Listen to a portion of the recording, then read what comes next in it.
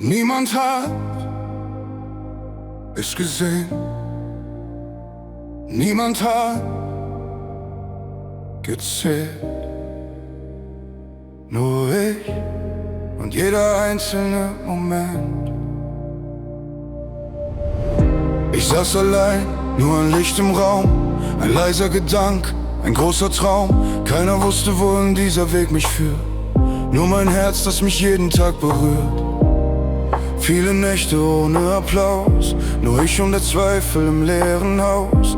Doch etwas in mir hat nie aufgehört, hat leise gesagt, dein Traum gehört dir. Und auch wenn keiner meinen Namen kennt, hab ich jeden Schritt bis hier selbst erkannt. 100 Herzschläge in mir, 100 Wege führten mich hier. Jeder Song ein Teil von mir selbst, jede Wunde, die mich am Leben hält. 100 Herzschläge so klar, ich bin noch hier, ich bin noch da.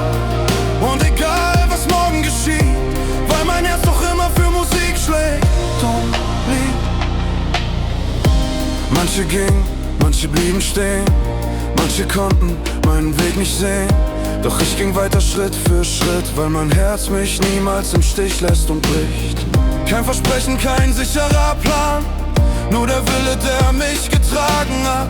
Jeder Song war ein Teil meiner Zeit, jeder Ton meine Unendlichkeit. Ich hab gezweifelt, ich hab gefallen, doch ich bin immer wieder aufgestanden. Feiern 100 Herzschläge und ich steh noch hier. Mit jedem Ton wurde ich mehr zu mir.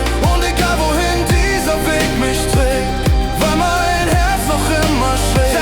100 Herzschläge und es geht weiter. Mit jedem Schritt wird mein Licht noch breiter. Das ist kein Ende, das ist der Beginn, weil ich noch immer ich selbst bin. Das ist nicht das Ende, das ist erst der Anfang. Das ist erst der Anfang.